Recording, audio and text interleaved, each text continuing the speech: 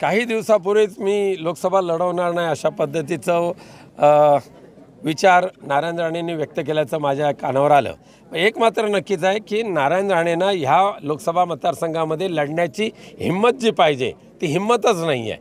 त्यांना माहिती आहे 1001% पराभव होणार आहे आणि दुर्दैव असं आहे मोदी साहेबांचं की ज्यांना यांनी केंद्रीय मंत्री केलं ते केंद्रीय मंत्री असूनसुद्धा नारायण राणे लोकसभेची निवडणूक लढवायला कच खात आहेत। यातच मोदी साहेबांचं ते अपयश आहे। नारायण राणेंचं तर आहेच पण मोदी साहेबांचं अपयश आहे। उलट केंद्रीय मंत्र्याने बेधडकपणे उतरायला पाहिजे लोकसभेच्या निवडणुकीमध्ये आणि आपटायलाही पाहिजे।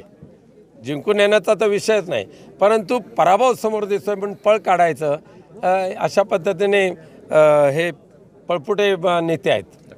राणेंचा यापूर्वी 2 वेळा पराभव झालेला होता। मुंबईमध्ये झाला, बांद्रामध्ये, एकदा मालवणमध्ये झाला आणि आता तिसरी निवडणूक लढवत आहेत। उमेदवारी अर्ज भरून दे नंतर मी त्याच्यावर अधिक बोलेन, पण रणांगणातून पळ काढणारे नारायण राणे लोकसभेमध्ये किती उडी घेतील ही शंका आहे।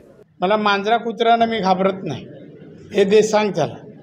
कुत्री मांजरांना मी नाही घाबरत आणि निवडणुकीत ह्याच्या कारणासाठी नाही म्हणालो।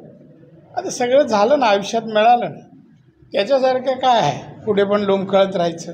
जनशक्तीचा बुलंद आवाज म्हणजेच रत्नागिरी खबरदार।